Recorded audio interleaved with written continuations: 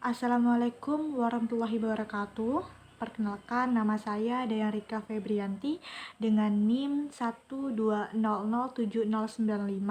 dari kelas Perbankan Syariah 2E. Di sini saya akan mempresentasikan hasil dari makalah saya yang berjudul Mutlak dan Muqayyad. Di sini terdapat dua materi penting yang akan saya bahas. Yang pertama itu ada pengertian mutlak dan muqayyad, dan yang kedua ada hukum mutlak dan muqayyad. Langsung saja kita untuk ke materi yang pertama. Di sini untuk materi pertama ada pengertian mutlak dan muqayyad. Mutlak menurut usul fikih adalah suatu lafaz yang menunjukkan pada makna atau pengertian tertentu tanpa dibatasi oleh lafaz lainnya. Misalnya kata meja, rumah, jalan.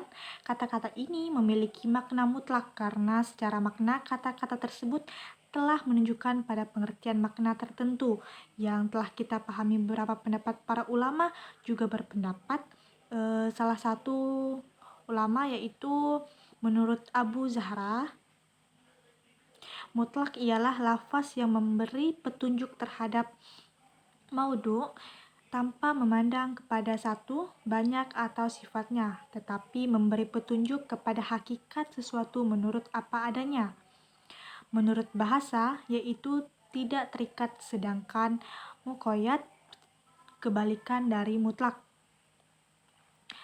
Muqayyad adalah lafaz yang menunjukkan suatu hakikat dengan batasan, seperti kata-kata raqabah yang dibatasi dengan iman.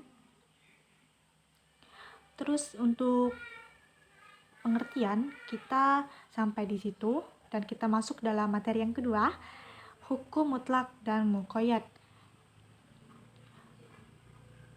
Di sini menurut para ulama usul fikih ada 4 kaidah di dalam mutlak dan muqayyad. Yang pertama, jika sebab dan hukum yang ada dalam mutlak sama dengan sebab dan hukum yang ada di muqayyad, maka dalam hal ini hukum yang ditimbulkan oleh ayat yang mutlak tadi harus ditarik atau dibawa kepada hukum yang berbentuk muqayyad. Terus yang kedua, jika sebab yang ada dalam mutlak dan muqayyad sama tetapi hukum kedua berbeda, maka dalam hal ini yang mutlak tidak bisa ditaruh kepada muqayyad. Terus yang ketiga, jika sebab yang ada pada mutlak dan muqayyad berbeda tetapi hukum keduanya sama, maka yang mutlak tidak bisa dipahami dan diamalkan sebagaimana yang muqayyad. Dan yang keempat, jika sebab dan hukum yang ada pada mutlak berbeda dengan sebab dan hukum yang ada di muqayyad, maka yang mutlak tidak bisa dipahami dan diamalkan sebagaimana yang muqayyad. Hukum mutlak dan muqayyad, pada prinsipnya para ulama sepakat bahwa hukum lafaz mutlak ini wajib diamalkan kemutlakannya selama tidak ada dalil yang membatasi kemutlakannya. Begitu juga hukum lafaz muqayyad ini berlaku pada kemuqayyadannya. Yang menjadi persoalan di sini adalah mutlaknya dan muqayyadnya yang berbentuk pada 5 bentuk tersebut.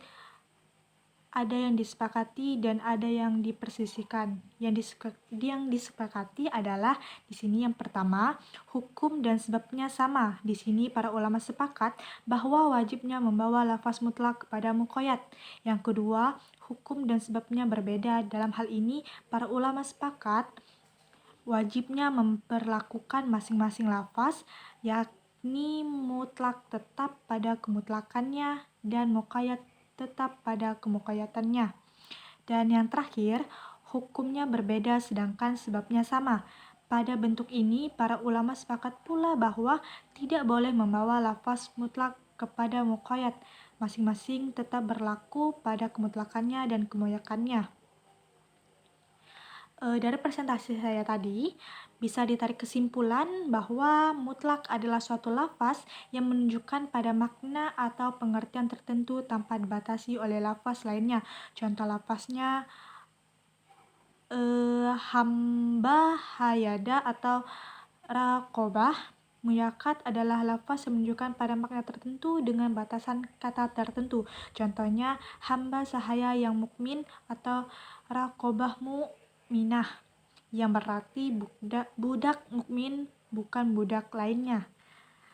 Kaidah mutlak adalah lafaz mutlak tetap dalam kemutlakannya hingga ada dalil yang membatasinya dari kemutlakan itu. Sedangkan kaidah muqayyad adalah wajib mengerjakan yang muqayyad kecuali jika ada dalil yang membatalkannya. Dari presentasi saya, saran saya adalah melalui makalah ini saya mengharapkan pembaca dapat mengetahui tentang mutlak dan muqayyad. Semoga makalah yang saya sampaikan bermakna untuk kita semua. Akhir kata, saya ucapkan terima kasih kepada dosen pengampu Ibu Nurul beserta teman-teman saya yang telah memberikan dorongan dan motivasi saya untuk bisa mengerjakan makalah ini. Akhir kata, saya ucapkan wassalamualaikum warahmatullahi wabarakatuh. Terima kasih.